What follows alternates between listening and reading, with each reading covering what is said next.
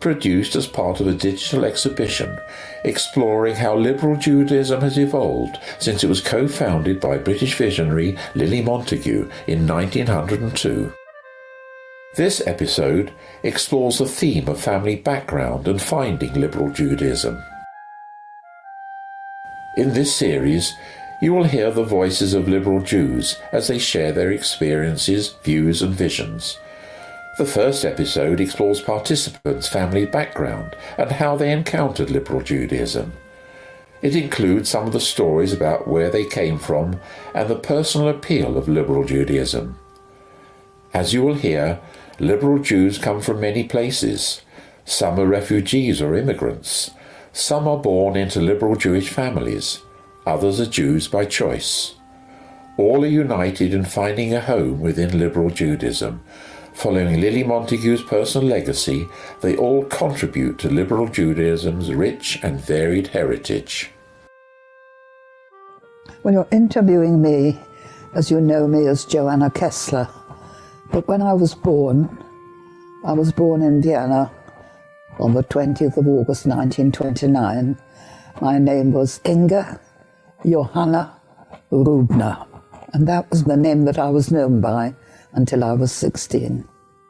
I grew up in Vienna in quite a nice flat in what was known as the third Bezirk, the third district.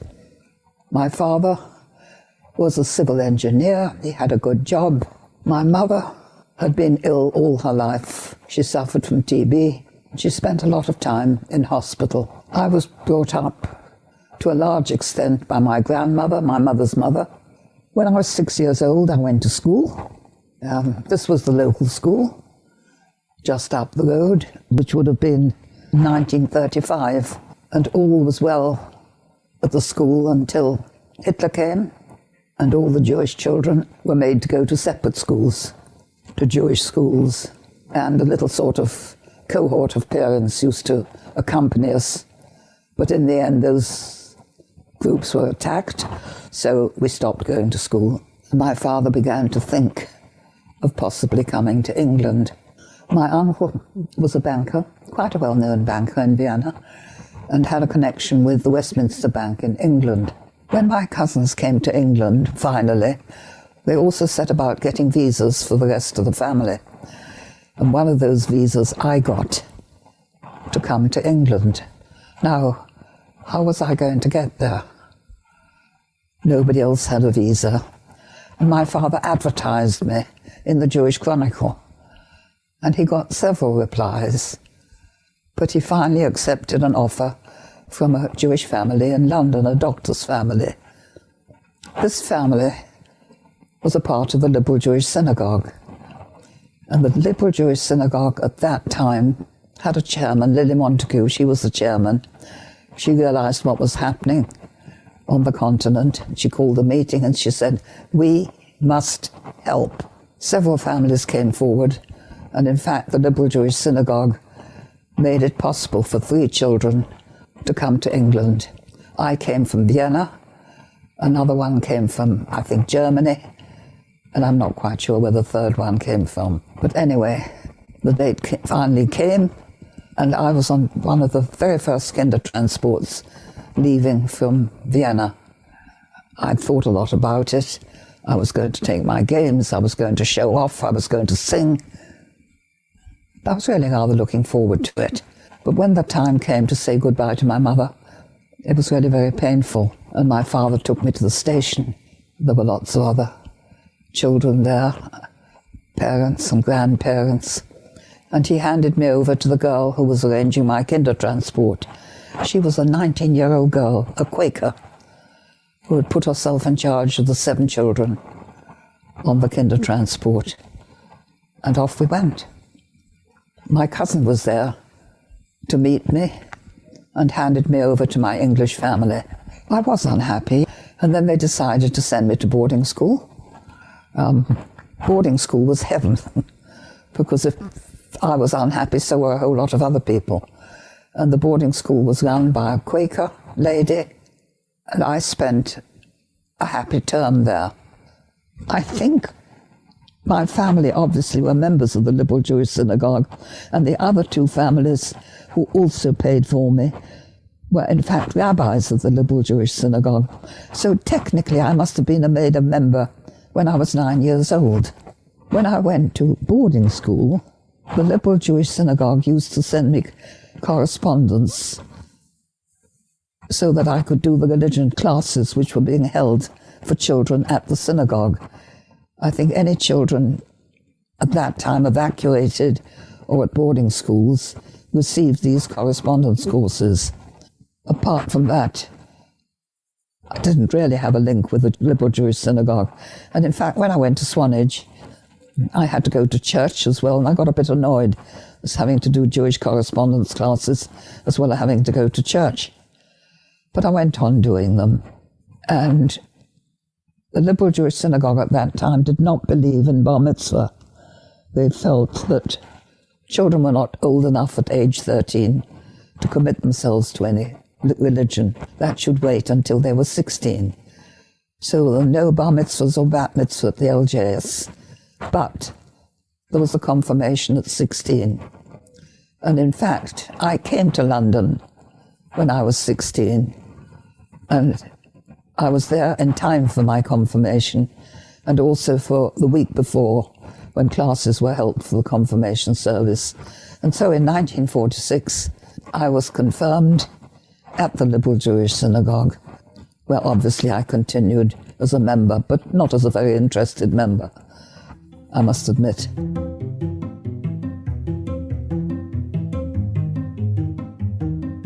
I was born in King's College Hospital, Denmark Hill, 90 years ago. And oddly enough, I was there 20 years ago to welcome my granddaughter, who lives in Dulwich. My father, Sam, was born in 1904. He was the oldest of 8 children. He was left an orphan, if you use that word, when his father was 47. He died. And my father was the mainstay for his younger brother and his sisters. An enormous family. And he was very much the boss, because he was a short man, 5'4", but he had a big personality. Unfortunately, he died when he was 67. In the fullness of life, he had a lot to live for, but he died young. My mother, Janie, an innocent, plucked from her virgin life in East London by my father. They weren't exactly the most idyllic couple, the most beautiful couple, but they got on. They survived. We had 2 children. I was the older. My brother, Malcolm, was the younger. And we were a happy family until the war. And then when the war started in 1939, my mother, being a typical Jewish mother, wanted only to get her children out of harm's way. And so we were evacuated out of London. I went to Stevenage in Hertfordshire. I was billeted for the most part with a family called Swain, and I was brought up with them through the war until 1942, when I came back to London. It seemed that the threat of extinction had disappeared. And then in 1944 or thereabouts, the V1s started in London, and my mother, terrified yet again, dispatched me to Cambridgeshire, where I went to live with Rosalind and Trevor in a house called, surprisingly, Ros Trevor in Chatteris in Cambridgeshire. And that started a new chapter of my life, because I then joined Whitechapel Foundation School, which was evacuated there.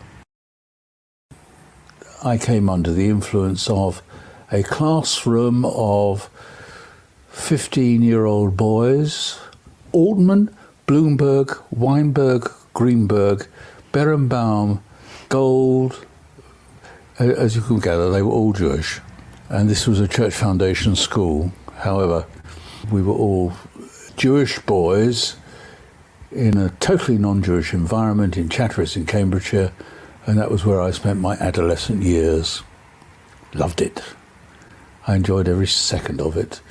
Shimmy Rosen, our maths teacher, tried to keep the Jewish boys together with their Judaism. To some extent he succeeded, I suppose, but for the most part it wasn't our sort of Judaism. And so at the end of the war, came back to London. I came back to Stamford Hill. I joined the Stamford Hill Boys Club. I was involved in Jewish life to that extent, but not in synagogue life at all. My mother was traditional, pots and pans Jewish, wanted me to be part of the Jewish community, but going to synagogue on a regular basis, which I never did. And then she gradually conceded that we were never ever going to be a religious family. I was bar mitzvah in Lampard Grove on Stamford Hill at the age of 13. It was a big event. I was a star attraction because I had a lovely voice, even then, still have. So I was a member of the United Synagogue, but reluctant. I didn't like it, didn't want to be in there, and was forced to go to services at High Holy Days by my mother, but I skipped out and went out with my mates, and we went to cafes and whatnot and did all the wrong things. And then I discovered North London Progressive Synagogue. There I found people and a home which I enjoyed. I've been Finchley since 53. When we got married, and Leslie Edgar said, "You're living in Finchley, there's a new community there, would you go and join them?" Which we did. So we've been involved in that synagogue ever since.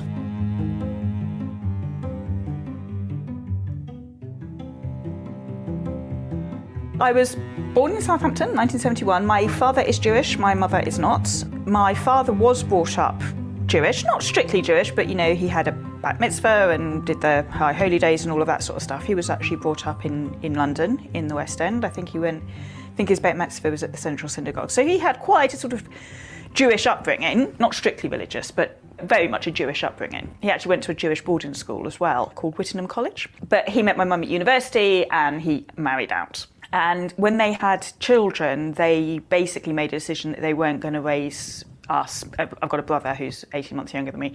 They weren't going to raise us as either a Jewish or Christian. It was very much, we'll let them come to their own conclusions. But obviously when you do grow up in the UK, you get the Christianity stuff kind of by default. So I was kind of brought up in a very sort of secular, but with a lot of Christian festivals, simply through virtue of the fact that I grew up in the south of England in the 70s. I don't know exactly when I started becoming interested in the Jewish side of my background, but I kind of think I always was a little bit. We were always aware of it. It was, it was very kind of talked about. And I suppose when I was kind of like early teenage years, in a very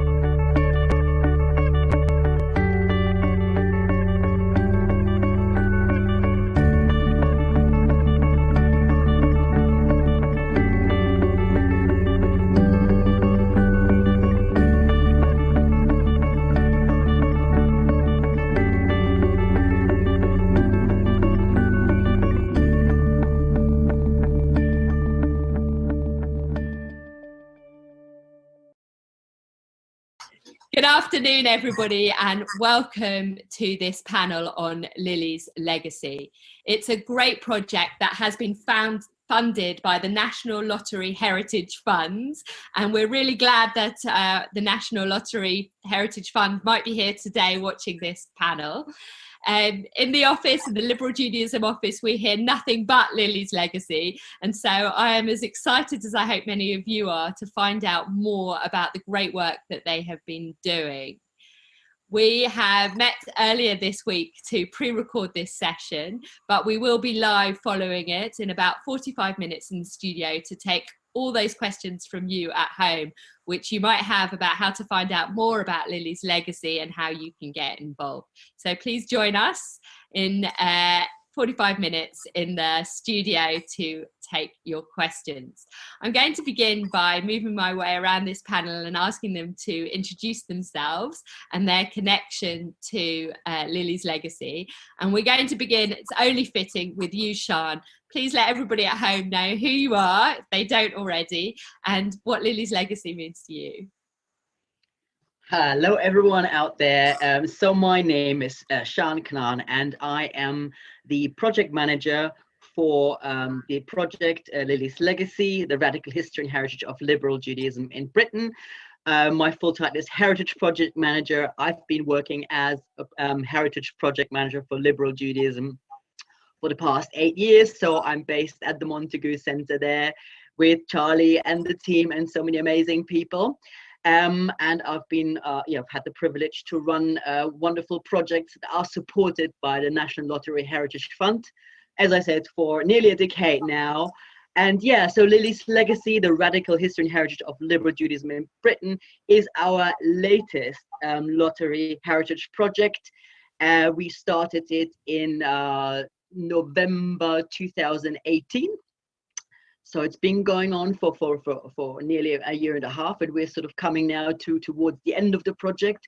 But before we get there, which is part of the exhibition we're going to be talking about, let me just recap a little bit and tell you how this project came about and what actually the objectives are and what we have been trying to achieve. So the idea of this project we've created together at Liberal Judaism, the team, having run so many wonderful oral history and archive projects, we realized that we have such a rich history and we have so many wonderful, inspiring, amazing community voices, pioneers, including our founders in Liberal Judaism history and heritage. So there is definitely a project in there. We must collect those oral histories. We must have a platform, a better platform, a new platform for all these voices, for these different communities across the UK, to talk about the vision of Liberal Judaism, how Liberal Judaism evolved in their eyes, from their own perspective. So not in the history books, but literally from the people themselves.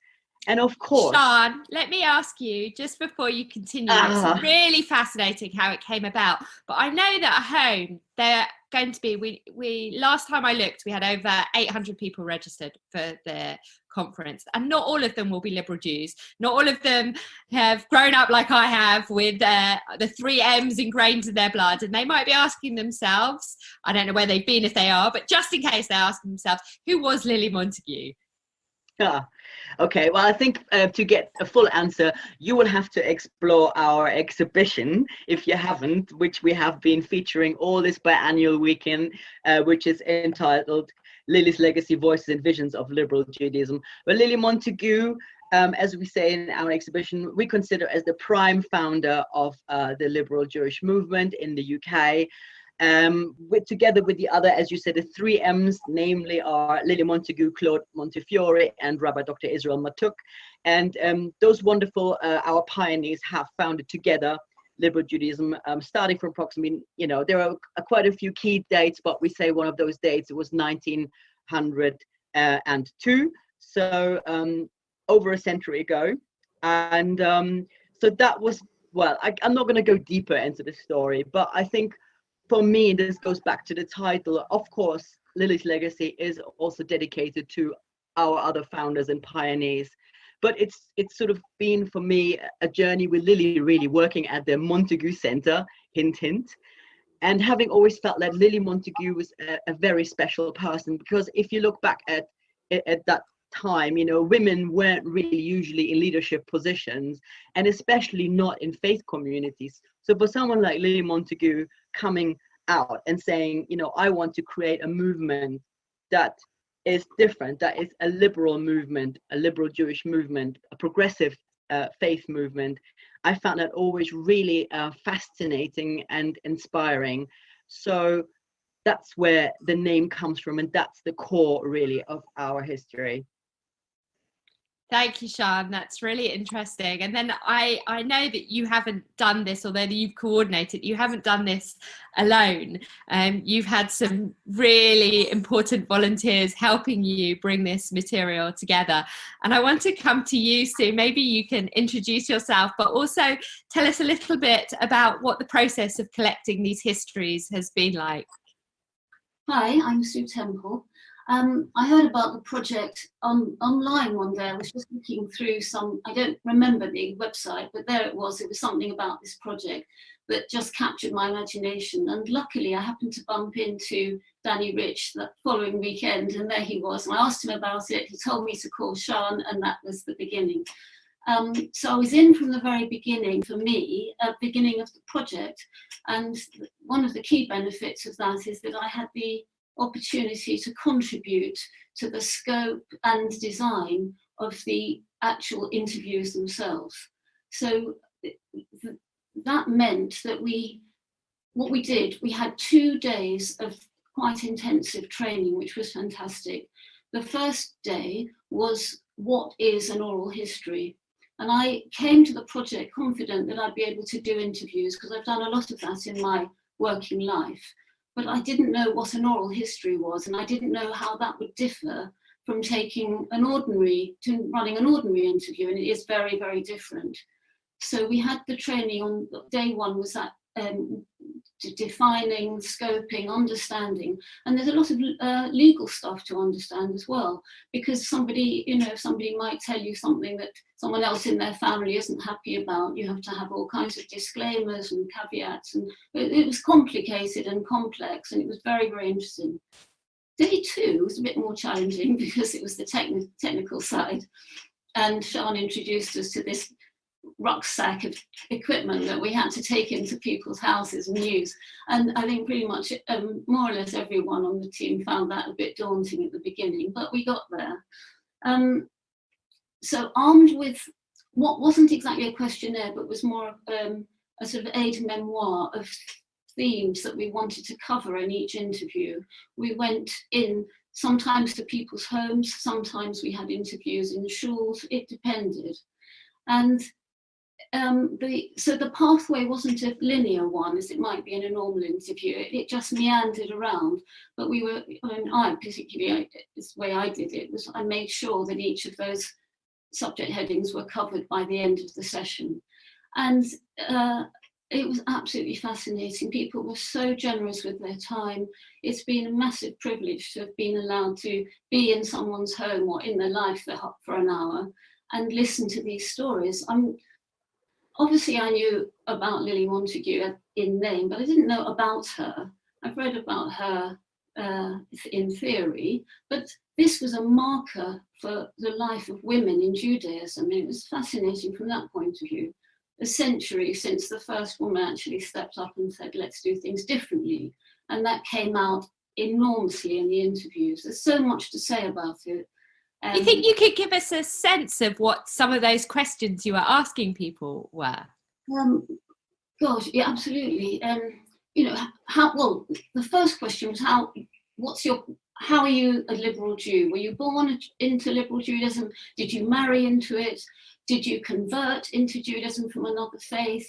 Are you a reluctant liberal Jew? A whole range of things. There were a number of my interviewees who were refugees. They came from Germany as children, and majority of those who I spoke to anyway had come from very orthodox German backgrounds, and because of the way their lives unfolded once they arrived here, for lots of different reasons, they found that there was liberal Judaism, and they were absolutely knocked out by the prospect of being able to be Jewish without all that heaviness and the sort of constricted life that they'd known before. Thank you, Sue. It's really interesting. And Mike, you came in slightly later, but I wonder whether you can share some of your experiences. Yeah, delighted to. So I'm Mike Beryl. I'm a member of the Liberals in New York Elstree. I've had a lifelong association and involvement with liberal Judaism, as well as my local congregation. When I retired about 18 months ago, one of the things I said I wanted to do more of was employ my video skills. There are lots of keen photographers, there are rather fewer people who play with video. And so when I suddenly came across this project, it was a fabulous combination of the right time, the right place, and the right people. So I had a conversation with Sean and got to understand what the aim of the project was, and particularly how the oral histories were going to work. And as Sue has said, oral histories are in a lot of depth, and that's fine. But by definition, there's a limit to the number of people that one can go and talk to and how many stories one can capture. So Sean and I agreed that what we maybe could do with video is go and talk to groups of people, particularly in various congregations, and ask them a fairly simple question. What's Lily's legacy to you? What's liberal Judaism to you? And what we ended up with were a whole series of short anecdotes, if you like, 5 or 10 minute clips of individuals, each answering that question in their own way. So we weren't trying to cover the whole of their life history, the whole of their liberal Jewish story, but just something that was really important to them. And so what we've ended up, if you like, is Sue and her volunteer colleagues have captured the depth. And through video, if you like, we've captured the breadth. We've been able to engage far more people, but not going in as deeply into the stories. And those stories have then ranged from everything from people's perceptions of why music is important in their liberal Judaism, how it's changed. Some wonderful anecdotes about individual rabbis, very formal and maybe slightly less formal.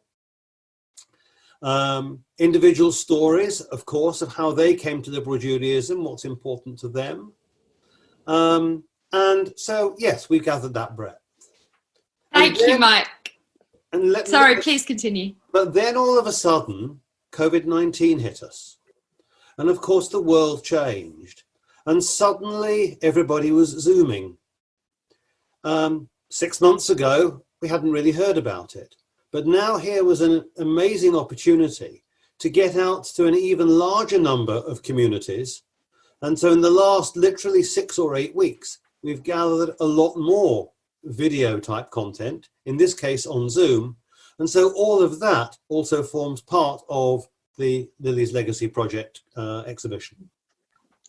Sounds really wonderful. And I love hearing stories of how people have been creative in the time of COVID and the opportunities that it's given us to connect in a really different way. And that combination of liberal Judaism as a home for people's Jewish story really comes alive in what both you and Sue have shared with us. Rabbi Dr. Miri Lawrence, hi, big title. We often hear another big title, which is that of curator. And I think for many of us, we hear that in association with art galleries or museums. Can you tell us a little bit about what it means to be the curator of Lily's Legacy? Well, I think that some of the aspects of being a curator in a museum is exactly the same for this. I think key and sort of the original meaning of curator is somebody who kind of keeps things safe.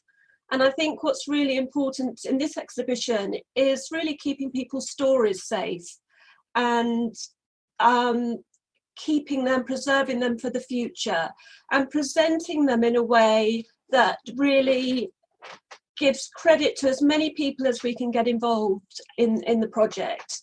So in one respect, a sort of protector and keeper. Another way, really selecting what material is going to be used. And I think because of the nature of the project, one of the key things that I wanted to do was to have as many participants involved in some way so that all of their stories were represented. And I think that's one of the great things about the online exhibition, because we have the audio podcasts, we have text, we have the videos, we have the Zoom videos, and then we can keep hold of the transcripts as well.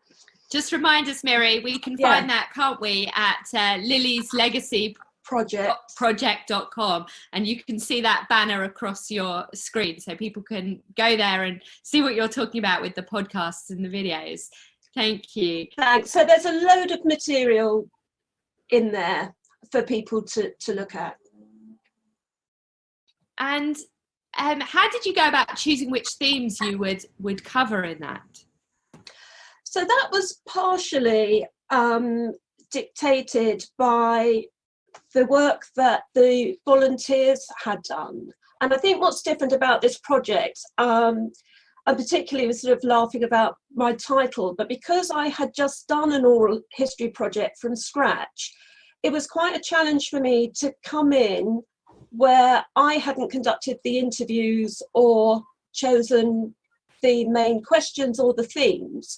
So initially I had to play catch up, because you remember those conversations, and then coming and listening to them, it's a different feeling. But looking at them, as well as the questions that you could see, there was a pattern that had been asked in each of the interviews. Certain themes came out really strongly. And so really I chose the themes by discussing with the volunteer groups.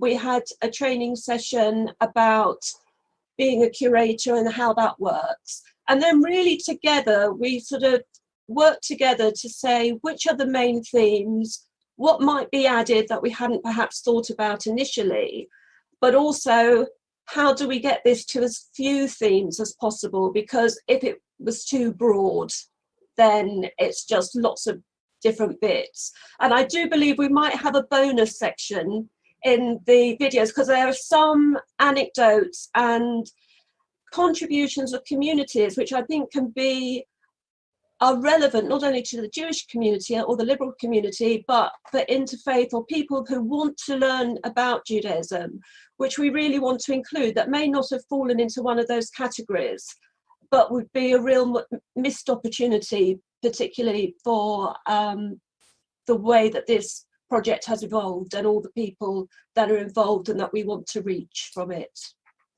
Thank you so much. I'm going to come back to you for my next question, although I'm going to give all the panel a chance to answer it. But I'm really interested, particularly with you, Miri, is about what your highlights of being with this project are. Like me, a female rabbi in the liberal Jewish movement, perhaps felt the weight of Lily and her legacy sitting on our shoulder, and I wonder what's been your specific highlight about working with this project, or one of the stories you've heard? I think really, like you, not only did I grow up hearing about Lily, but there was a large photograph of her at South London Liberal Synagogue that you kind of passed. So she was literally like a physical presence, and people would talk about her all of the time. And although I knew a bit of her history, it was absolutely fascinating to hear stories of people that actually knew her. So that in a way was a highlight. And also I had a really happy journey into the rabbinate, because by the time that I went to Liabeck College, there were, I think, 11 women rabbis before me. And through this project, really appreciating how Lily Montague was absolutely key, and really dedicated her whole life, not just to women, but to the community, is absolutely amazing. But the real highlight for me, I think, was really when we moved to Zoom, that I think that there was such an emotion about the community, because we were all processing what lockdown meant. And so people spoke with great emotion about what liberal Judaism means to them, what their community, and to see, this was also in Mike's first videos, where you see the interaction between congregants and the love and the humour between them, to capture that, when I've looked at some of the videos and listened to the podcast, I've been absolutely choked because it's really nostalgic for me. And everything kind of falls into place and has such huge relevance. It's been an amazing journey, absolutely amazing. Thank you, Mary. It's such a privilege, really, to hear that way that the connection happens so deeply between what's someone's heritage and then into the way it can influence their current understanding of their own life and their connection to their Judaism, but the impact that actually that has universally outside our community as well. So thank you, Mike. Mary mentioned there one of her highlights being that move onto Zoom. Have you got a different highlight you would like to share with us? Yes, I think so. So the project gave me as a volunteer the opportunity to go and visit a number of different congregations, some of which I had visited before, some of which I hadn't. And what was fascinating was to hear both the breadth of the different individual stories, but also the commonalities. And one commonality that kept coming through were people who said, I wasn't born or brought up as a liberal Jew. I may have been brought up in Judaism or not in Judaism.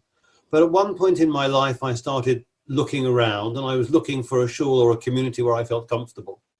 And I came to XYZ synagogue, whichever one it was we were at the moment. And almost to a person, they said, and actually I just stopped looking. I knew I'd arrived. This was it. Why would I carry on looking from here? And I've stayed. And in some cases, one of our interviewees says, and of course, within a year, I was on the council, loading the dishwasher, and all the other things that you do as our volunteers. And at the other end, we've got interviewees who said, and of course, 50 years on, I'm still doing whatever it is they're doing. And I think this consistent picture, and let's be honest, the interviewees were self-selecting, so they were going to say they felt comfortable, but there was such an enthusiasm for, if you've found the home for your Judaism in a particular congregation, in a particular community, it's just no longer negotiable. It's where I am. Thank you so much. Really moving to hear your accounts. Sue, please, would you share with us one of your highlights? I would love to share my highlights. I talked to you earlier about the different themes that we ran through as we did the interviews. And it's just interesting hearing Mike and Miri, because the one that came through over and over and over each time was community. And we talked about faith and family and background and a lot of politics. Rabbis were talked about a lot, I have to say. But ultimately, the number one thing which drives people is their sense of community and their belonging to their community. And some people had tried two or three liberal or progressive communities before they actually ended up at the one they're in now, as Mike said, for forever, making the tea. And it's very, very, very strong. Also, understanding the strength of the influence that Miss Lily, I have to call her Miss Lily now because the people who actually knew her called her Miss Lily. So that was huge. Because when you actually take a marker now, a century on, and compare where is liberal Judaism in comparison to some of the ideals that she started off with, I think people, she'd be pretty pleased. She'd be very pleased. I think she would be very pleased and quite amazed actually as well. And obviously on a different side of things, I've been chuffed to have learned so much. At this age, it's such a gift to be able to learn a new subject, a new way of doing things, and I've loved that. Thanks, Sean. Great. Well, Sean, that's a perfect place to come back to you, really. I don't know whether it's a totally unfair question to ask you what your highlight of this project has been, but maybe you'll try. And also just tell us, for those people at home who I cannot see that there's any way they cannot fail to have been inspired by what they've just heard, how they can explore the project a little bit more. Yeah, so first of all, I'm going to answer that question, but personally, but also in my role as project manager, of course, for me, the absolute highlight is to see it all coming together. And not just that, just like you said a little bit before that, Charlie, I didn't do this on my own. I'm literally just the person who brings everyone together to do this, to enables people to participate, to learn, and all the rest of it, to share. So for me, it's just every day an amazing experience, and more obviously now towards where we see where the production is underway and the launch is just imminent. How many amazing people from all walks of life have been working on this for the past 18 months, starting from our Liberal Judaism Montague Center office, the support there, the enthusiasm, to obviously everyone involved in liberal Judaism, all around, all the interviewers, also from all walks of life, all the contributors, including the interviewees, the people who have donated digital and also sometimes physical memorabilia. And a special shout out at this point, before I get to Alison Turner, who's the LJ archivist, who's also done amazing volunteering work for this project, to provide us with the information about historical items, to get shared images that we can use for the exhibition, and much more than that. Then I can't go into detail, but shout out to Alison Turner. She's been absolutely crucial to this project, and obviously the archive that we're going to be creating. I'm going to get there later, but coming back to the collaborative aspect, I can't even list up all the people, the amazing people from within, but also from outside the movement that have been part of this in this 18 months so far journey, and there will be more. And not to forget, this project is not just an eternal looking project. Really important is the outward looking aspect of this project. And we have, for example, a steering committee that's been also absolutely vital in this process, which is made up of over 15 people from completely different sectors and communities, including archives, museums, but also community groups, interfaith groups, and so on and so forth. And not to forget our wonderful oral history trainer that Sue mentioned, Verushka Calabria, who's also been with Liberal Judaism doing the training for our volunteers for the past 8 years. So that's another really great thing, that there are also people from outside the community, outside Liberal Judaism, that keep coming back, that work with us, that create with us and share with us. And so that's for me personally, it makes me feel so fulfilled and excited that all these people, all these minds, these hearts, and come together, share skills, learn skills, produce something.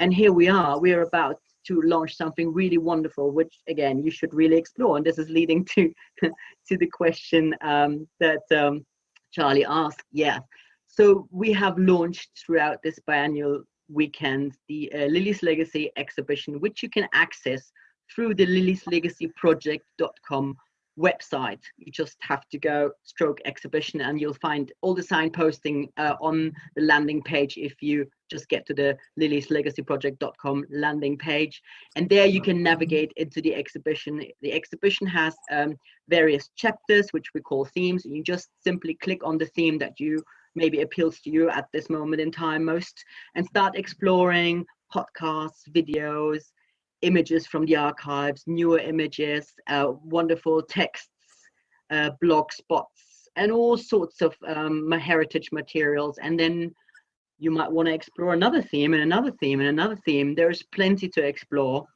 And so Sean, tell people at home who may not be liberal Jews. So I know if I'm a liberal Jew, maybe my attraction to this project might be obvious. If I'm sitting at home, this is my first taste of liberal Judaism. Why go and explore the exhibition? What's in it for people watching? I think even if you are not from the liberal Jewish community and you may not even know somebody, because obviously that's sort of the immediate, I know these people and I want to watch what they're saying. But even if you come from outside, be it from another faith community or non-faith community, I think community heritage is about people, and people, that's the human experience. And I think regardless of if we belong to a community, and in this case, liberal Judaism, we can always find connections. We can find the human connection, we can find the community connection, we can reflect. Everyone belongs to some kind of community or say identity group, and that's all what we're talking about, really. We're talking about people and their backgrounds, people and their journeys, people, what they believe in, what they don't believe in, the people they have come across, the people that have inspired them, what they've learned on their journey, where they want to go. So really, this is something that we all share as human beings. So I think all that packed up in a community heritage, it's a wonderful experience for everyone to actually explore and experience another community. So I would highly recommend for anyone outside liberal Judaism to explore this project. And who knows, it might actually inspire them to create their own community heritage and an archive collection, which again, I might be going fast forwarding, but this is actually the ultimate output of the project to create the Lily's Legacy archive collection, which will be, of course, part of the greater liberal Judaism archive collection, which is as a prime depository, the London Metropolitan Archives. So yes, archive creation is obviously a big part of this. And as I think it was Mary said, it is also about preserving heritage, and it's looking into the future. And as wonderfully, if I can quote Mike, who always said, it's like a time capsule. You know, and that's a beautiful thing to think that future generations can open that time capsule and see what people thought, you know, how they lived, where they wanted to go to, and perhaps reflect, oh, where did it actually go? So that's a wonderful thing, and not just, you know, for everyone, really, for all communities, including liberal Jews. Thank you, Sean. And we are drawing to the end of us having a discussion, because we want to leave some time for, I know that there will be questions from people at home. But bouncing off a little bit from what Sean, where Sean just left us, is about what have you learned? So we're part of the wonderful thing about these project is what the potential of one community has to teach us about ourselves, that goes beyond an individualized experience. And I wonder whether, before we move to questions, if as briefly as possible, and maybe starting with you, Sue, you could share with us a little bit about what have you learned about yourself through this project. I've learned that I'm even more interested in other people than I always knew I was, but that was the big pull. It is just a huge attraction to me to be able to sit in front of somebody and learn about their life. And continuing from the previous chat from Sean, other communities can learn from that, because we had a glimpse, particularly with the interviewees who are older. We got a snapshot of 20th century history as well, which was really, really interesting. I loved the learning. I loved the technology learning. I loved that part of it. Was great, and it made me concentrate on the never-ending question of where am I with my own belief, my own faith, and my own future in Judaism. It made me ask a lot of questions of myself. Thank you, Sue, and I think it would be fascinating to hear some of the exploratory answers to some of those questions as well. Mike, same question to you. So two things, I think. One is at the pure technology side. People who know me know that I'm fascinated with technology. But having this opportunity to get really into the depths of recording video for a very different purpose, a very specific purpose, has forced me into all sorts of different learnings, how to get the best out of the technology, how to make it as unobtrusive as possible, because there is a risk that it can get in the way of these sorts of very personal conversations. In terms of content, I'm not a great one for history. I never have been. It's never particularly fascinated me. But hearing people talking about their stories isn't history to me. That's their stories. I guess if nothing else, seeing how people's individual stories have formed them to where they are today, and in particular, what heritage that means we're now moving to the future, I found that absolutely fascinating as well. Wow, thank you, Mike. And Miri? Could I just add one thing? Of course, Sue. Onto that previously, I learned that an oral history, you don't actually have to ask a lot of questions. And that was very, very interesting, that you could actually sit in front of someone for over an hour and barely say anything and end up with that body that body of knowledge, which has been so fascinating. It's a totally different process to a normal interview for that. Thank you. Mary?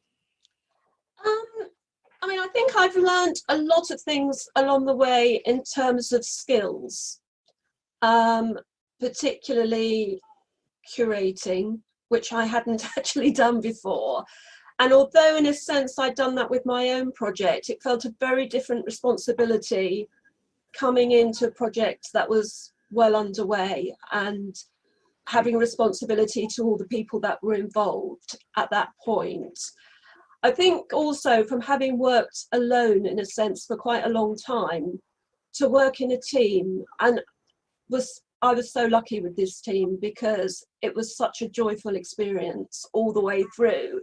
So it kind of, I've come away from it thinking, yeah, working in a team's brilliant.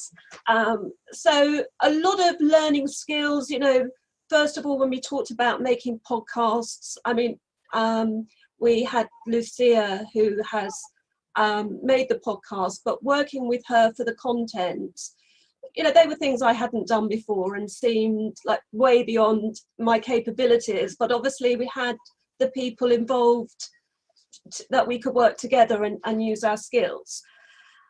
But I think what I've really come away with, and I don't know if it's partly because of this historical moment for us and the way the project changed in the last couple of months, was really the visceral attachment I have to liberal Judaism. And I have to say, at every interview that I listened to, I wanted to go and meet the person who was being interviewed. I'm just thinking, this person sounds so lovely. The guy that Harry Hurst, who narrated the podcast, just falling in love with his voice. But I just felt overall, I feel so proud to be a liberal Jew, and particularly going back to the Zooms where people were very open, and also in the videos, and ending their whatever they had to say with phrases like, "Thank you, liberal Judaism." And I just feel so proud to be a part of it. And I have been a liberal Jew all my life and really connected to it, but I feel doubly so from this. I really do. Thank you, Mary. Sean, I don't know whether you want to add something, whether after all these projects that you have been at the helm of, whether this project has felt more personal, possibly, and whether you've learned something too during it. Yes, it's a fantastic question I could probably reflect upon for a long time, but I'm not going to. So yeah, as with all the projects, actually, I think they are personal. They are part of my journey as much as, it sort of takes its course, and they become part of me because they're part of my journey. And it's not just a project I work for, it's much more than that. Obviously this project, working at the Montague Center and then listening to all the liberal Jewish stories has also been an incredible journey for myself as a liberal Jew, having been part of this movement now for God knows 15, 16 years. And I think I've learned from a personal perspective about that, about me, myself, my heritage, my identity. Again, not to echo, but echoing Mary's words, it's just, made me aware of how proud and happy I am to be part of this community, how much I feel that is my community. But as a project manager as well, of course, there have been challenges along the way, plenty. And sometimes, it of course feels like, oh my God, what am I going to do now? But there's always been a solution, and there's always been a constructive solution, and these solutions have not been, and again I repeat this again and again, would have not been possible without all the amazing team members, from the core team to the Liberal Judaism staff to all the volunteers and the steering committee, the youth advisory group, everyone that's been involved. And for me, obviously, that's increased also, I would say, my personal, but also my management skills. And I would even say, and maybe you can answer that, Charlie, as well, it's actually obviously meant a lot for us as an organization to grow, and specifically around resilience. And of course, community heritage is always important, but I think Liberal Judaism and also the Montagu Center office, we've learned a lot in this process, and which we can build upon and create perhaps other projects from that. And there's so much possibility that's being created, and I feel that's part of again my answer, the possibilities that's created for me professionally, personally, as a Liberal Jew and beyond, that I actually really appreciate about this journey. And there's more to come. Thank you, Sean. I have really enjoyed hearing, and I know that we're going to have questions from our audience at home. I would really like to take some time to explore what Sean just asked me myself, but I can certainly say that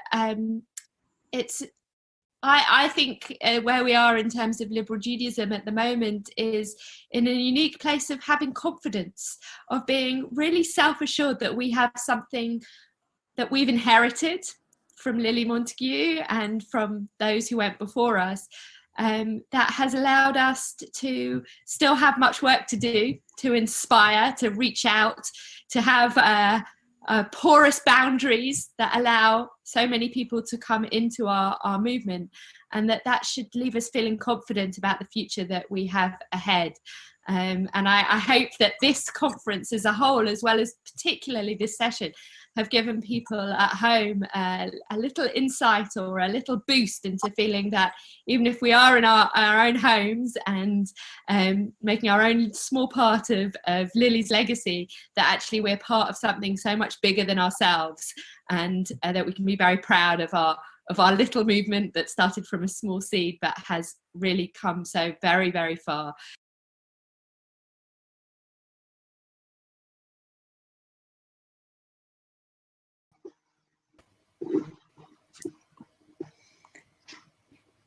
And here we are, still in our own homes, and obviously a few days later, and it's wonderful to see all of you. And we have been fielding a lot of questions that have come in from home, but everybody out there, if you've got more questions, then please, we will try in the short time that we've got left to get them to you. But the question that keeps being repeated, and Sean, I'm going to come to you to see if you've got an answer for it, which is, can we continue to add to this wonderful resource with further interviews? So I think there are so many people out there, and this one's come from Tamara, but we've seen it from many other people. Yes, another one from Paul Silvermeyer, which is, can people still be interviewed, Sean? I think I will have to defer this question to people like Miri, Sue, and Mike. Miri, what do you think? I say yes. I say yes if somebody will do the transcribing, which is was the longest job. But yes, I think we should continue to add to it, and I think, you know, the more we can get more people involved, fantastic. So I'm up for it. I just need a transcriber. So anybody, well, you hear that out there. If somebody wants to volunteer their transcribing skills, then the Lily Legacy team is really up for recruiting.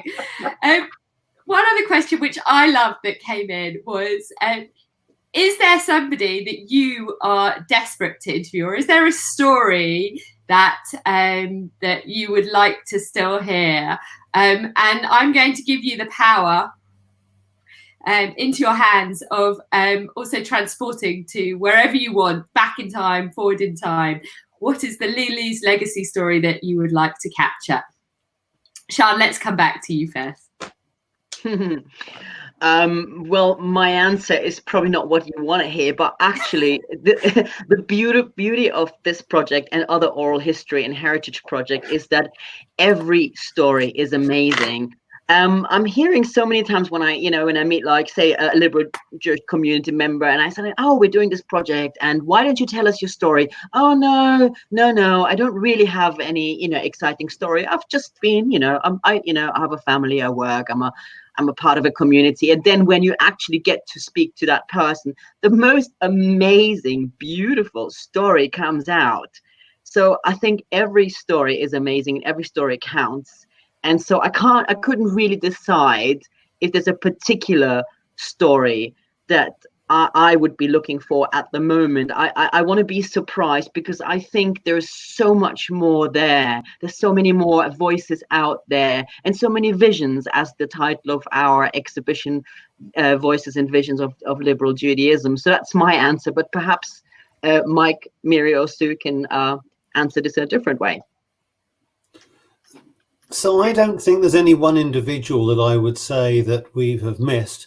As Sean says, we've got a wonderful mosaic, a wonderful mixture of voices from different backgrounds, from different communities. If we're underrepresented, I guess we're still underrepresented by the future generations of liberal Judaism. We've got some great input from people who are actively involved with LJY Netzer. Today, we're probably less well represented by those who went through LJY Netzer 10, 15 years ago and aren't yet fully re-engaged with their liberal Judaism as they build the next generation. So that's the part which I would say, if anything, we're underrepresented. There's a comment that Sean kindly quoted of me earlier on, which is that what we've built is a time capsule here. And in 50 years' time, when somebody opens up this time capsule and says, so what was liberal Judaism all about in the year 2020? There's that little part of our community who maybe are underrepresented, and I'd love to still be able to fill those gaps. So you heard that here. Paul's offered to transcribe, well, at least his arts interview, but maybe there'll be other people out there who'll offer to transcribe. And email me, Paul, please. And Mike's made a big shout out for the underrepresented generation, who I think are the ideal candidates for our passport scheme anyway. So we'd like to hear from you in many, many different ways. And I hope this weekend has inspired that generation and that group to want to be involved again and re-engage with their liberal Judaism. Sue or Miri, is there somebody that you would like to hear from? You mentioned that we could be time travelers, and I think it would be great if we could interview someone who was around when Lily was around and see what do they actually think about what she was trying to do and the changes that she was making to the practice of Judaism. I think that would be extraordinary if I could travel back in time. But I certainly agree with Mike that the kids, it'd be lovely to have some more interview with the kids currently. That would be marvellous. Can I just throw in before we put the mic over to Mary that actually some wonderful people who were part of some interviews with LJY Netzer have now, we're going to meet from next week, and we're going to create a project within the project which is called LL The Next Generation. So sounds like a sci-fi movie already, if you're asking me. So I'm really looking forward to working with many young people on that from next week. So here we go. Into the future. Wow, thank you. You heard it here first. Thank you, Sean. Miri. On the subject of transcribing, I wanted to put a vote in for Mike because we were struggling with the labour of love of doing all the transcribing, but he came along with some new software and it changed our lives. Thank you, Sue. Thank you. Miri. So obviously, I echo what everybody else has said about particularly young people and some people that maybe didn't realise about the project and would like to be involved. But I would really like to go back in time. And one thing that really made me think was in one of the Zoom interviews with some of Lily's family, including Rabbi Rachel Montague, a number of people that we interviewed really owed their lives to Lily, who brought people over, and particularly rabbinic students. And Rachel mentioned that possibly one of those people was Regina Jonas, and that she made the decision to stay with her mother. And we know that she then perished in the Holocaust. And that kind of blew my mind, because I just thought the course of liberal Jewish history could have been completely changed if Regina had come over to this country, and I hadn't made that connection. Mary, do you think you could just, that there will be people who, for you and I, Regina Jonas feels like a very much part of our history, but there will be people outside of here who won't know who she is. Could you just... So she trained as a rabbi in Germany. And I'm just trying to think off the top of my head if she was actually ordained, or if it was, I can't hear you. She was ordained, although more of a private ordination, we think. Yeah. So presumably, had she come over to this country, even if it was a private ceremony, she was officially ordained as a rabbi. And there's been a lot of debate as in the course of this as to whether Lily would have wanted to be a rabbi. We know that she preached. She did talk about that the time would come for women rabbis. It just wasn't quite time yet. So from that point of view, that just historically really fascinated me.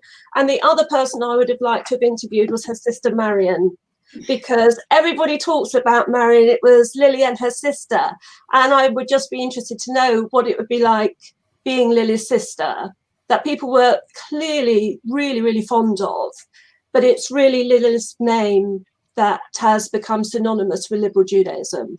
So thank you, Mary. Yeah, really fascinating answer.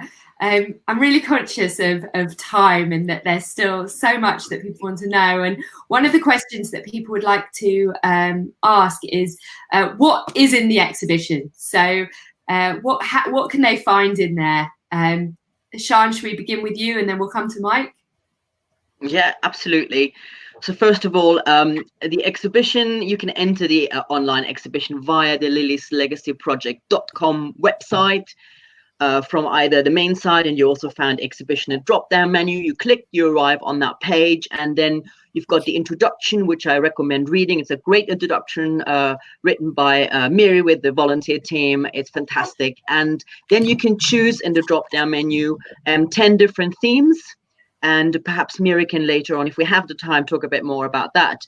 But and then you choose what interests you most perhaps today, and you click on that, and then once you click on the theme, you arrive at on a different page, a theme page, and then you will find, again, blogs, texts. You find a podcast for each theme. The podcast, some of them you've actually been able to listen here throughout the biannual weekend already. And we've got a wonderful, amazing selection of videos. And that's when I then zoom over to Mike to continue with us. So there's something like 90 different video clips within that exhibition across each of the 10 themes. Most of them were recorded as group sessions within various congregations. And in the last 8 weeks or so, we've suddenly moved to Zoom as well and managed to collect a whole lot more video content as well. So yes, it's a real multimedia digital exhibition. And that will be at least part of its permanent home. All of the material will formally be deposited with the London Metropolitan Archives. That'll be its long-term home as well. And of course, all of this, we must remember to acknowledge our sponsors, the National Lottery Heritage Fund, who are a major sponsor of the whole project, leading to this today, its launch. Absolutely. None of this would have been possible without the National Lottery Heritage Fund, and we are really, really grateful for their partnership with Liberal Judaism, which has brought so much richness and diversity to not only our understanding of ourselves, but our outreach and into the larger community. So we're very, very grateful, and we know that they are too very proud to have partnered with Liberal Judaism again. Miri, Sean mentioned there about the themes in the exhibition. Could you just tell us a little bit about those? Okay, so the themes really came from the interviews, although, as you heard Sue say earlier, there was some scope for where the initial questions were going to be. And then once the interviews had taken place, we looked at what were the key themes. So we start off really with the different ways that people came to know about liberal Judaism and to choose it. And we then looked at youth and intergenerational aspects of liberal Judaism. And we also looked at other key things that we think are really key, like gender equality and inclusivity and diversity, and an overwhelming feeling that everybody is welcomed into liberal Judaism and that many people have found their Jewish home there. We also wanted to obviously look at Lily, but also some of the other founders and pioneers of liberal Judaism. And many people remembered either rabbis or lay leaders as they were growing up. So we tried to include as many of those. And then really finish by looking at where we think we're going now, what we think Lily might have thought of us as we are today, and what we want in the future. Thank you, Miri. Yeah, big themes. We've got a couple of minutes, and I want to come back to what you just said there, Miri, which is about what would Lily make of our legacy. And it feels like this is the last workshop session really of our biennial conference, and we're about momentarily going to join Rabbi Aaron for our take-home piece. But I wouldn't mind, I know it's a big challenge, but I wonder whether any of you could offer what Lily would think of the legacy of liberal Judaism today. And maybe had she been a participant watching this conference this weekend, what would she have thought of the legacy? I think she'd be really, really pleased with where things are now. Because if the things that we learned, that I learned during the interviews with people who may have actually met her, was that she was somebody that wanted this inclusive area of an opportunity to practice a religion without the constraints that had previously been there for people, and especially for women. And for example, making services on a Saturday afternoon so that young girls who were working could work in the morning, and that's a small example. But the way that liberal Judaism has developed over this last century would be absolutely in line with what she had hoped for. I think she'd be delighted. Thank you, Sue. Sean, did you want to add something and to tell people as well how they can get in touch with you? Well, I just wanted to add one of the quotes, and again, coming back to what's in the exhibition, it's full of quotes. Everything is based on what people told us. It's not a history book. It's literally the voices and visions of the liberal Jews that we've interviewed. And thank you to all those contributors again and again and again. We couldn't have done this without you. But Lily Montague said, I can't quote it like verbatim, but something on those lines, and you will see it in our exhibition. We tried to define liberal Judaism. Thank God we didn't manage. So I think that's so much really, you know, we can still do and transform our communities, our liberal Jewish communities, and it's just an amazing journey we're on. So I really need to take the opportunity to thank everyone so much, the whole team, the people in this room here, but liberal Judaism, and also like the whole team. There is a great amount of people working on this, including our web designer and designer who's been like working on this 24/7 to make this launch happen. And you find the full list of thank yous and acknowledgements as well in the exhibition list. Please do go there, and if you know those people and meet them, say wow, thank you, good job, because really everyone's worked so hard on this, and it's really important to acknowledge that it's all about collaboration. It really is. And what I thought it was wonderful this weekend to see like so many people that feature in our exhibition and in Lily's Legacy, either they were mentioned in people's oral histories or themselves were interviewees. For example, Danny Rich, Simon Bencher, Tamara, Joseph, many rabbis, Rabbi Mark Sullivan, Rabbi Janet, both Janets, and so on and so forth, endless list. All these people were actually there, or Ed Kessler, and then we hear actually Joe Kessler. So it was like a constant bouncing off, and I thought that really worked beautiful, and another kind of collaboration. So I'm just, from my end, finish off with a huge thank you. I'm immensely proud of us, our team, the movement, and I can only say thank you, and to the National Lottery Heritage Fund for supporting this project. Thank you, Sean. What a perfect way to end. Thank you all for being part of this panel and all the wonderful work you've done on behalf of Liberal Judaism. Contact me on Lily's Legacy Project. I've got, what's our email? Help me. It's on the website. It's on the website. It's on the website. Thanks, Mike. Before I start something that's actually not true, you can always contact me via Liberal Judaism. We're obviously physically not there, but in the cyberspace. Just if you can't find a Lily's Legacy or me, contact the office and Montague Centre, and they forward. This is the big disadvantage of not being on Zoom, is that I don't have the power of mute. We are now at the end of our time. Thanks, Charlie. And I do have to pass over to Rabbi Aaron as we begin our take-home process. Thank you, everybody. Hi, Aaron. You need to unmute yourself, Aaron. There we go. Good afternoon, everybody. I was just keeping myself on mute to be very, very quiet and on my best behaviour. Wow. What a phenomenal biennial weekend we have experienced. We can measure things in so many different ways. We can quantify things. Normally, we would have about 300 people physically present at a biennial weekend.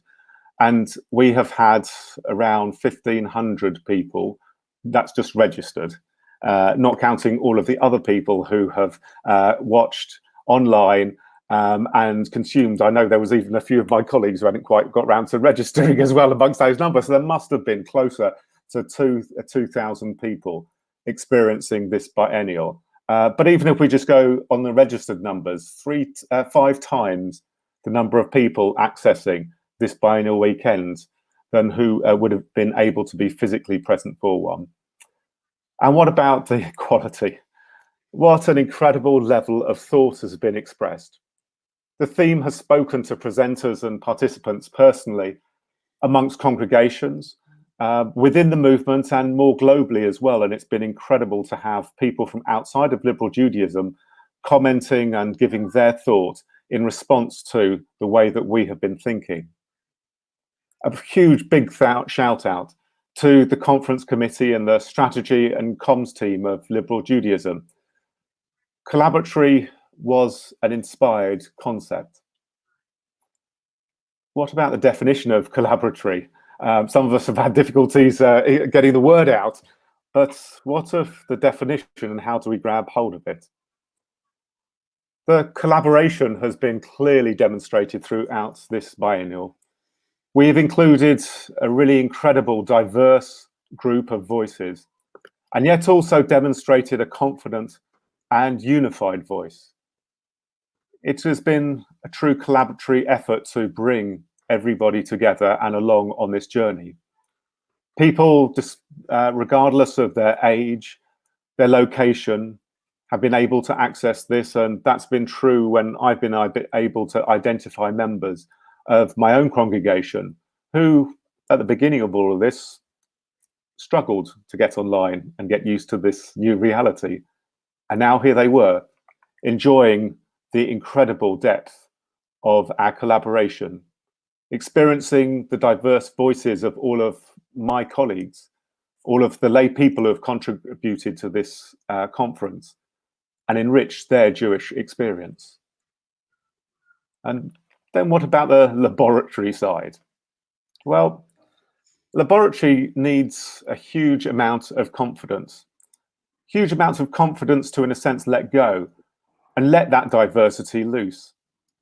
Sometimes there are contradictory opinions and thoughts. Sometimes we find ourselves in opposition to another. But knowing in this environment of collaboration that we can do so safely, securely, and that the outcomes will be new, powerful, and perhaps exceedingly dynamic.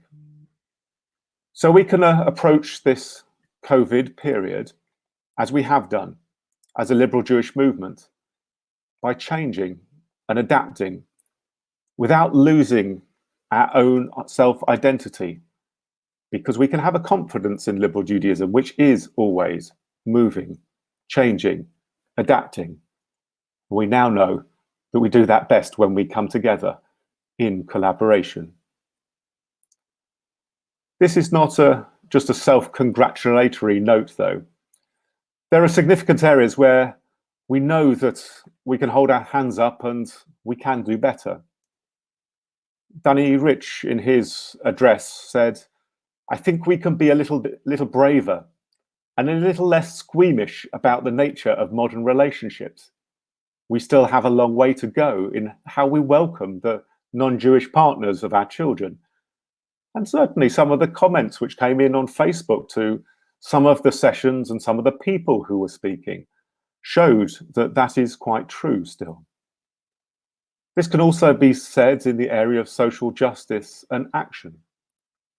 Whilst we have so many liberal Jews and liberal Jewish congregations or communities doing and significantly engaged in this area, we can do a lot more to give volume to our voice.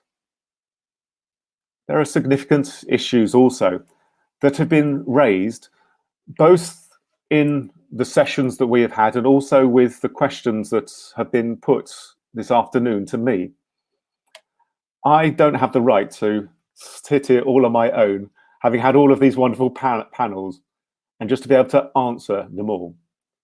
Rather, I'd like to pose some of the questions that have been raised, and a downside of not actually being together in one room and you going into breakout rooms and talking about this right now. Instead, to come together at future opportunities. One of the consequences of our lockdown has been that our council meetings are full. You don't have to come down to London to the Montague Centre or up or sideways to the Montague Centre. You can be there quite easily in the comfort of your own home. And so lay leaders from communities have come together and begun to use those spaces to be able to talk with each other and to engage with the national movement in a new, enriched way. And indeed, every Thursday, there is the opportunity to come together with liberal Judaism staff and rabbinic colleagues to talk about different areas of interest that we might share, exploring ways of collaboration. We also move towards, on the 7th of July, the AGM of Liberal Judaism. And so I do hope that this year will show the highest attendance at Liberal Judaism AGM for many decades. Please come and engage and bring and engage in some of the questions that we face as a movement. It was very clear that a number of people were very concerned that we explore seriously the relationship, collaboration with other movements and institutions. And in particular, Reform Judaism and the Liabeck College were named by a number of people writing in. Frank Maxwell from Birmingham, Alison Turner from the Three Counties, and David Kirk from Northwoods and Pinner Liberal Synagogue. All concerned with how we might come together as three organisations, perhaps as one. The question was raised saying, well, we've had the progressive Jewish movements of the world and Europe coming and engaging with us through this process over this weekend. What about Liabeck College and Reform Judaism? Where are they in all of this? This is the question that we are seriously grappling with. And we're also focused on moving forward with the self-confidence of liberal Judaism, clear about our own value set, clear in the understanding that we are actually in a very strong and confident situation, and to be able to make sure that we respond appropriately as trustees of liberal Judaism, to ensure that we, unless we want to change them or think about changing them, think about the current constitution that we have as an organisation, and to make sure that we are true to them. So it will be that we will move forward into conversations with other organisations with strength and with self-confidence and a very clear understanding of what values that liberal Jews want to maintain within any future organisation that they may be affiliated with. We've also had a couple of superb questions from Michael Hart. Michael asked, in the light of developments over the past couple of months, should we be revisiting ways of increasing greater sharing of rabbinic input between communities? Is the traditional model of each community having or aspiring to have its own separate rabbi looking rather dated? There are already situations where rabbis are collaborating. And as we look forward to Shavuot, we can see that a good number of our communities are coming together and our rabbis coming together to share their knowledge, experience and skills together with lay people within the community and to share that with other congregations. This is not just an issue of big or small or matching people up. It's a matter of organically colleagues and communities coming closer and closer together. This period, of course, has allowed us to do that. And in response to that, I think that we need not fear competition, for collaboration is really what we are about. No one is trying to poach anybody's members. What we're trying to do is to provide more and more enriched experiences for liberal Jews, and those who are Jewish to come and explore. And my experience has definitely been that the more Jewish people do, the more connected they are with their congregation and have a desire to input to it. And a follow-up question, which is also immensely relevant to this time, is that given the development of technological initiatives, will we still continue to need so many synagogue buildings? Could there be a lot more sharing in future between different Jewish denominations or even with other organizations and faiths? I'm not going to try to even approach that one, but we know that it is a very good one. We are in a moment of great change, and who knows what is going to happen with physical property into the future. What we can say is that we within liberal Judaism and within our liberal Jewish congregations are demonstrating that we can still be community within our new reality. Within our congregation, I basically banned the word, or we have basically banned the word virtual. It's not virtual. It's our reality at the moment. And there will be times when we will get together and be able to touch each other or be in a physical space together. But we are in a space together now. And yes, there are some downsides.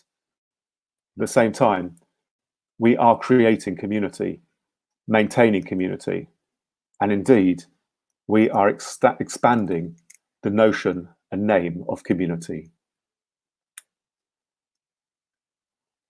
One of the speakers that really, really impressed me during this biennial, somebody I haven't met before, was Owen Power from our Manchester liberal Jewish community.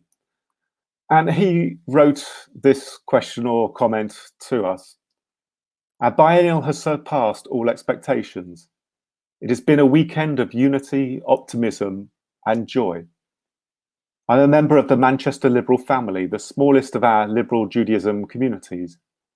The success of the weekend is evidence. Collaboration is the way to go and will help to secure the survival of our small communities. It is my experience some fear collaboration, as they fear it will lead to a loss of identity. In my view, this fear is misguided and prevents a community from growing and reaching its full potential. To help secure the future of small communities, My question is, would liberal Judaism consider appointing an unpaid collaborative champion to liaise with our small communities, share good practice and coordinate informal meetings? 1,000 thanks to the Biennial organisers for such a magnificent job they did. What a brilliant idea, and something that I know that we will want to respond to. Firstly, let me say that the Thursday evening opportunities will be continuing into the future. Perhaps into the future, they may not be every week, but certainly the power and importance of them has shown a real desire within our communities of all sizes to come together, to share ideas, and it has been a brilliant way for us to be able to communicate. And then also to be able to collaborate, because resources can then be shared where we know here is a need and here is a provider. And we've been able to match people up in this way. Owen, you have presented some really good questions and thought-provoking pieces around inclusivity within your speech. Many others have done as well, and we will be coming back to them. And I hope that people will really enjoy and come back to some of the seminars. Maybe you missed one, or maybe you wanted to go back and check out exactly what somebody said, because over the coming weeks, you'll be able to see those seminars as unique, distinct pieces.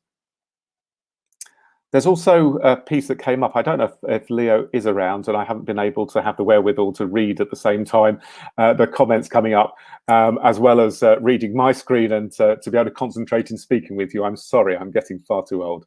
But we have had a question which has come in about the nature of what liberal Judaism provides to a community. This was, Leo is here fantastically so. It was my colleague, Leo Mulstein, who sent round to many of colleagues a piece from Andrew Keane, who is a very important leader within the World Union. And you can find his piece on e-Jewish philanthropy. He wrote, "There is one shift that I believe will catapult organizations towards long-term viability. A shift from program to platform." And so there's a question about what liberal Judaism is into the future as an organization. Is it the all-important programs that we necessarily provided, or is it a platform which is going to enable our resources to get out there?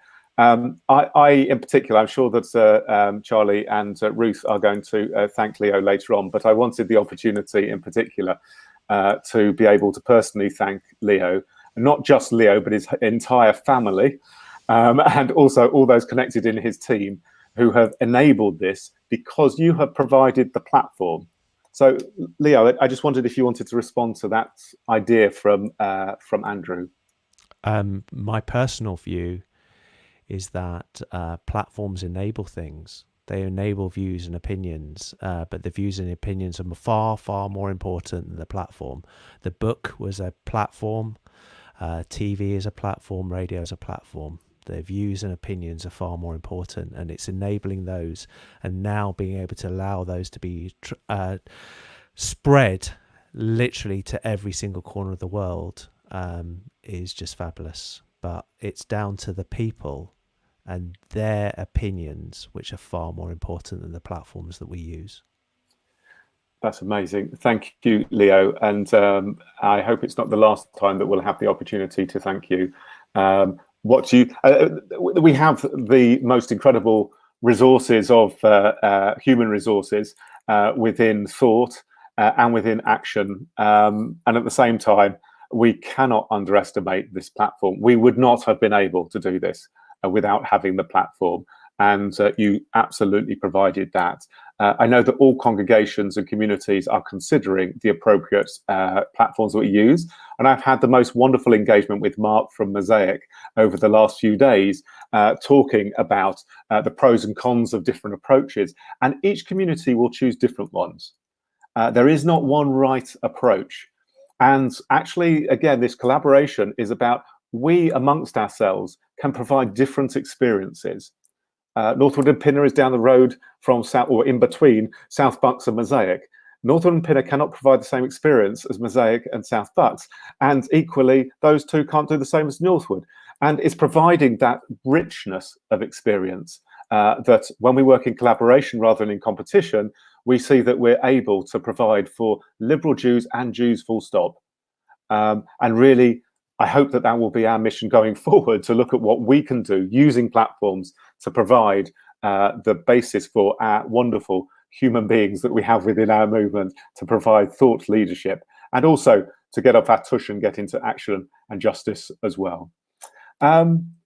Another question that was picked up was from the Wessex community, Gillian Dawson for the Wessex community, asking, and it was in response, I think, to the interfaith panel session today, saying that it's clear that friendships learnt young will be the future of interfaith good relations. I'd just like to say, having seen what LJY Netza has done, and to see their graduates, the Bogrim, Bogrot, contributing so unbelievably to this conference. And Charlie, I include you and me and so many of us, people like me who are a lot older than some of the people who have contributed, but it doesn't, each one have been the beneficiaries of having come through OPSNIC or LJY Netza or other youth movements and other groupings. So you're quite right, Gillian, that the friendships, not only the friendships, but the richness of identity that our youth movement provides us is absolutely vital.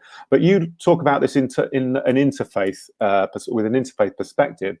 And so you were saying, any suggestions on practical ways that this can be established in our synagogues, bearing in mind that some, in brackets including parents, are fearful or concerned to be able to put our foot in. I'm now adding my own words to that to extend that out a bit, to engage in this area. And well, we may be in different areas of the country with different demographics and working within very different communities, and our approaches may be different to it in that way. Again, I'm not going to seek to try to answer that question, but I think it's something that is really well worth us thinking about as a movement, but in particular also LJY Netza, and to have them perhaps consider this. How can we reach out? They already do fantastic work. Certainly seeing them around Mitzvah Day and on many other occasions, working with people of other faiths, young people, bringing people together is inspirational. And so perhaps we can connect you up in that way as well. I'd love to invite all of you, as I say, to come along to our AGM on the 7th of July, to be involved. It has been my honor to be involved within liberal Judaism, OPS as it then was. Literally all of my life, I was born into it. Some of us convert into it through various different guises and have different journeys. But what has been incredible is to hear all of the Jewish stories that have been expressed through the Lily's Legacy podcast, which has been inspirational. Through hearing so many individuals talking amongst themselves and talking over lunch. How phenomenal. Normally we might get 30 to 50 people coming along maximum to a lunch and learn session, but we were talking very close to 100 households each time, so a couple of hundred people coming together. And this matches up with the experience of Janet Berkman, who spoke from the Peterborough Jewish community about how their community were down to almost single figures, but because of the engagement, the work with Danny Rich and within liberal Judaism, now she just offhand quoted 50 plus people. Well, that is quite miraculous. If we can times by 5 the number of participants at biennials, times by 5 the number of people that become engaged within our community, then we know that we will have been doing something right quantifiably. And at the same time, there is something absolutely qualitative about the way forward for us as a movement. We know that if we want to have a prophetic voice, to keep on saying that we do have a prophetic voice, we need to put ourselves out there. And one of the enduring quotes I think Lauren Kiley's gave today was quoting, she says, a colleague, but I'm amazed that she can just remember these things and provide these quotes.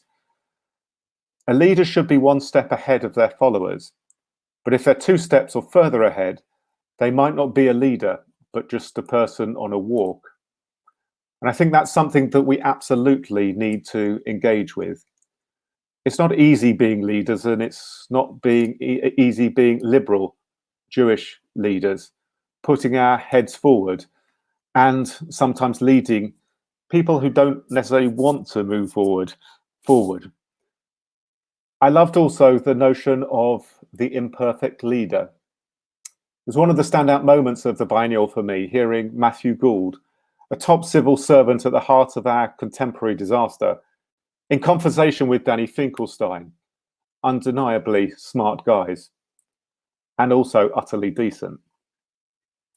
It is the kind of realism, humility, and sense of purpose that I see in liberal Judaism at this junction. It is not necessarily about utter perfection, getting every little bit right, and especially not expecting that within each individual person. Rather, it's about building leadership teams that complement and challenge. The coronavirus pandemic has challenged Kolrak. It has seen us as a body fundamentally disagreeing with each other. And yet those disagreements have been our strength, each one of us hearing each other in the most respectful of ways. It is true that decisions have to be made by leaders, but they are most respected when those leaders are surrounded by those who provide divergent viewpoints. This was for me a key take-home from this session, and something that I hope will provoke us all to seek out teams, people that we can collaborate with, not just those who agree with us, but sometimes those who fundamentally disagree. In that way, we will truly be able to move forward. I have thoroughly enjoyed being in this collaboratory. It has been a space, an experience, and it has been one that has utterly engaged so many people. Who would have thought we would have spent so much time in front of our screens and cameras? Many, many people doubted that. But we have proven that we are able to be together as community, to be together as liberal Jews, to bring together 40+ communities, and to engage with each other as one liberal Jewish movement.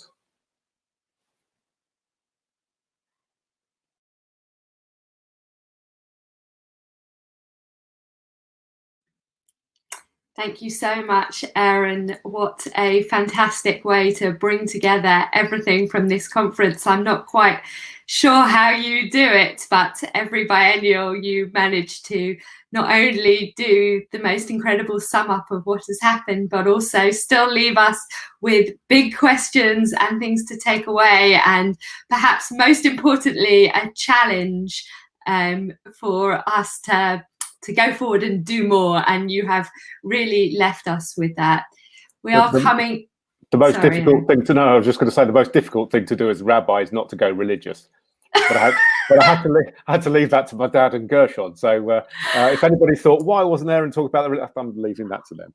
Well, Aaron, one of the things that we did talk about was the amazing way that actually you and I talked about was the amazing way that God has appeared, that there has been theology spread from the very first panel. We have seen a liberal Jewish theology being talked about right through those beautiful services, both on Erev Shabbat, on Shabbat morning, which was quite incredible, through Monique's service this morning, but also in every single workshop we have seen a liberal Jewish theology being talked about, being wrestled with, being in collaboration. So you may not have mentioned God specifically by name, but certainly God has been very present, I think, in this conference. God has been in the house.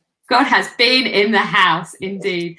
And I want to invite into our house now exactly those people that you were just referring to. Ruth Seeger, our acting chair of Liberal Judaism, and Rabbi Dr. Andrew Goldstein, our president of Liberal Judaism. Oh, and Sharon as well. Why not? Hello. That's a false smile. Hello, Ruth. Hello, Andrew. Hello, Sharon. Welcome. Ruth, it's over to you. Okay. Hello. It's nice to see you again. So I'm sitting here, feeling and overflowing with pride. I am so proud.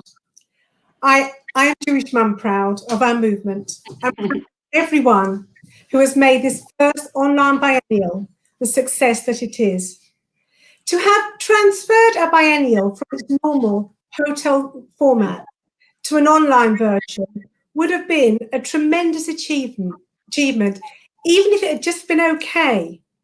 But to have created an event of this quality, this richness, depth and variety is truly amazing. The Shabbat morning service was a masterpiece of singing, flair, technical prowess, and there wasn't a dry eye in the house during our thank you to Danny. Our young people have, yet again, made contributions to the high standard that we've come to expect of them. And we have all heard, learned and thought a great deal about the nature of collaboration. I am humbled to have the honour of being the acting chair of Liberal Judaism. And on your behalf, I have many people to thank, and I'll come to that shortly. Something that I will take away is that being able to collaborate, to work together as a community, you not only need shared objectives and reciprocity, but also shared values. This is a recipe for our success in Liberal Judaism. There will always be a range of views. We'll have our discussions, and we won't agree on everything, but the rabbis, the professional staff, the communities and the trustees are all on the same page. And now it is my pleasure to thank all those who made this biennial at home possible. It's a long list for which I make no apology. So first, I begin with the technical team. Leo Mindel, John Fiber, and Alexander Mindel. None of this would have been possible without them. Leo pushed us to think big, and he promised to deliver on that vision, which he did. They have worked tirelessly and they've been on call 24/7 for weeks now. I thank our keynote speakers, Matthew Gold, Lord Daniel Finkelstein, Rabbi Danny Rich, and Ofek Meir, and along with all those presenters whose sessions have provided so much food for thought. The tributes to Simon and Danny were lovely, and we will find time to celebrate again when we can be there in person. I thank the service leaders and those who sang so beautifully, the musicians and the editors of music, the editors and the editorial team of the new Siddur. We thank the committee, which was chaired by Rabbi Rennie Fertzel and included student Rabbi Gabrielle Cantor-Weber, Graham Carpenter, Karen Newman, Rabbi Alex Wright, Rabbi Janet Darley, Jill Rosenheim, Rebecca Singerman-Knight, and Anthony Bilms. We thank Sean Nan, his team, the curator, Rabbi Miri Lawrence, and the contributors for the creation of Lily's Legacy. And that's the project that records all our Jewish histories. And thanks to Mike Beryl for all the editing provided for this weekend. I thank the staff team led by our very own Charlie, and Tom Rich, who's been the heart and soul of all the logistics. Thank you, Tom. There's Izzy, who will be sorely missed as this is her last event as part of the professional team. There's Simon Rothstein, who, along with Ben, has managed all the comms. Shelley, who's never seen up front but essential in the back room. Rafe, who you have seen. And Becca, who led the youth team supported by Rosa. I thank those who are always right behind me when I look round for support. And that's my fellow trustees on the Board of National Officers, the SMT of LJ, and our rabbis. I thank the chair of Kolrak, Rabbi Aaron Goldstein, and our presidents, Rabbi Andrew Goldstein, for their contributions to this conference, to the movement as a whole, and for their personal support for me. It's much appreciated. Finally, if this biennial isn't living proof of our expertise and collaboration, then I don't know what would be. Thank you all. Thank you for showing up and for taking part. I hope to see you at the next conference, if not before.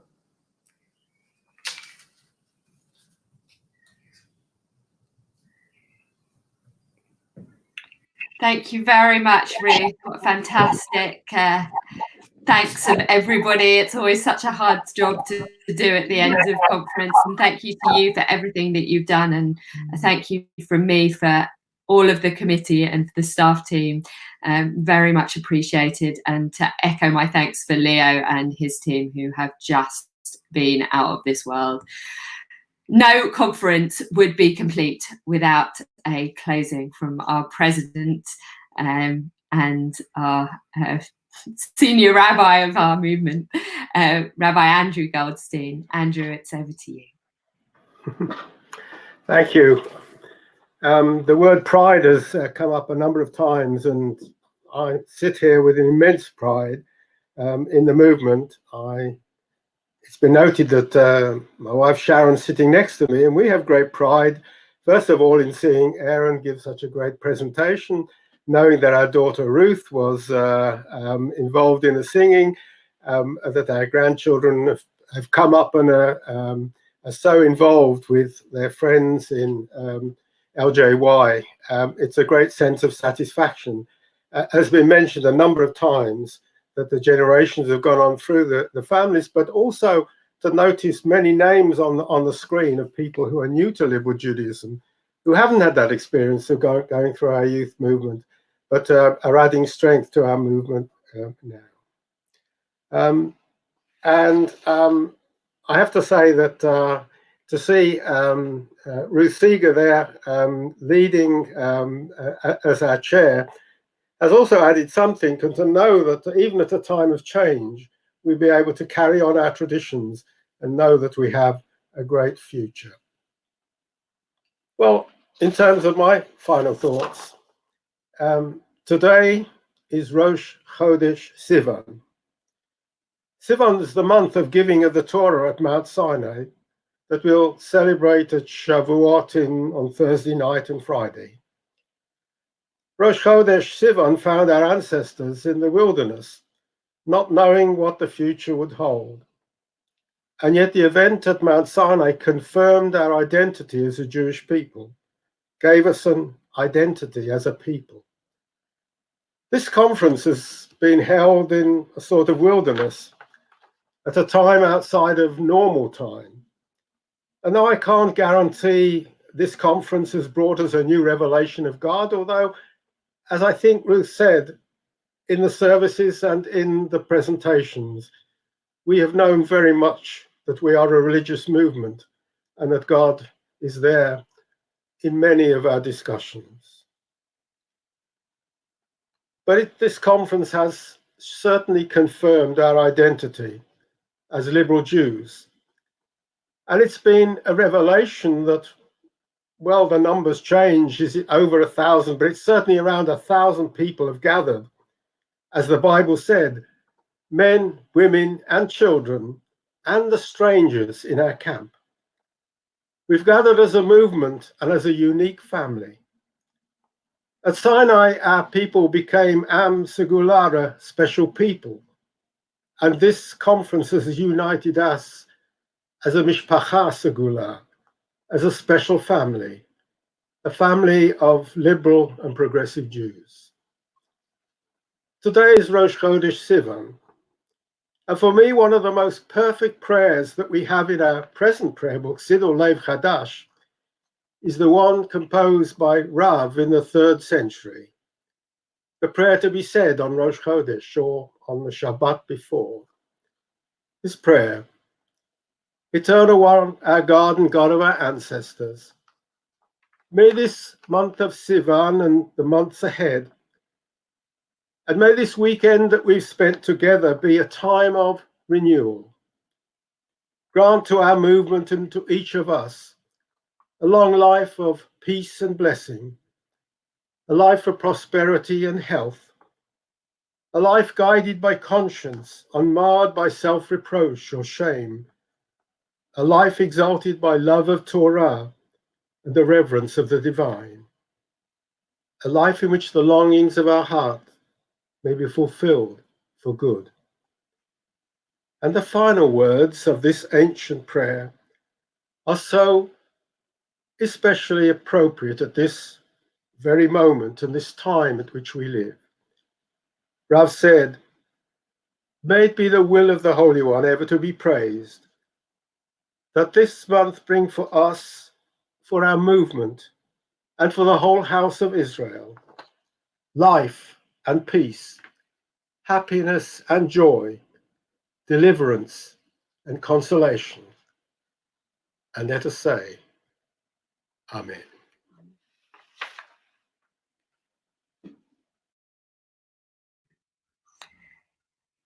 Thank you, Andrew. It is really important now more than ever that liberal Judaism is accessible to all. And that's why Biennial is being delivered completely free of charge for anybody who wishes to access it wherever they are. The weekend, as you have seen, has showcased some of the service and content that is delivered by our amazing rabbinic and lay talent, as well as our collaborative partners. But to continue to do so costs money. It's a difficult time for many of us. And although attending this biennial puts you under no obligation to, I do hope that if you can afford to, you will choose to make your way over to the Liberal Judaism website and make a donation. Every generous donation helps us at Liberal Judaism to continue to serve its members and to continue to be the home for everybody's Jewish story. Thank you.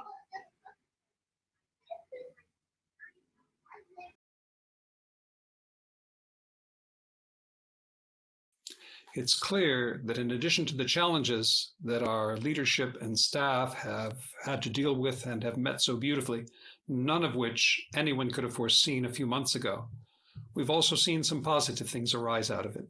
People who might never have been able to attend our biennial have been able to participate, and our outreach to the wider Jewish world has been more international than ever.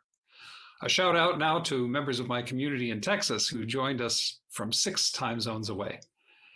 And now we turn to a closing song that we will sing together even while far apart. The text comes from the conclusion of the book of Lamentations. It recognizes immense and terrible changes, the destruction of the center of worship and many deaths, the end of the Jewish world as it had previously been known. And it also looks forward with hope and faith towards a renewal that will bring a redemption utterly different from what had gone before. Turn us to you, O God, and we shall truly be transformed. Renew our days as in the past. It doesn't wish for a repeat of the days of the past, but for a renewal as complete as those that we have known before. This setting of the text is a 3-part round. You can sing one part over and over if you want, or you can try all the parts. Nothing speaks more directly to the notion of collaboration that we've been celebrating at this biennial than singing together in harmony, simple parts combining to make a beautiful fabric. The words are, Hashivenu Adonai Elecha, say that, Hashivenu Adonai Elecha, Venashuva, Kadesh Yamenu Kekedem. Kadesh Yamenu Kekedem. So I'm going to sing the song all the way through, and then we will bring together the beautiful voices of Rabbis Rachel Benjamin and Igor Zinkov, and I will join in as well, along with all of you. Please join in singing this bittersweet, hopeful, and beautiful song.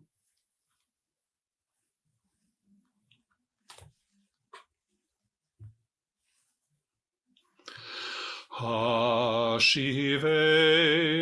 Hashivenu, Adonai Elecha, Venashuva,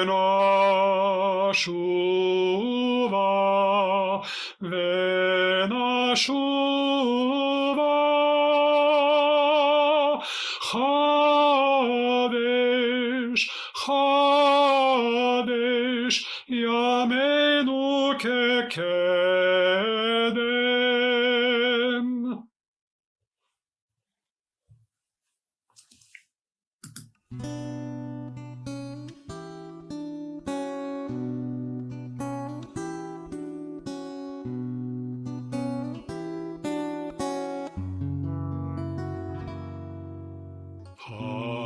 Hashivenu, Hashivenu, Adonai elecha, Venashuva,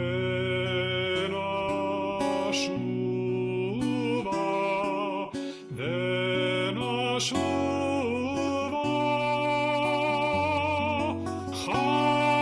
Kadesh, Kadesh, Yameinu kekedem.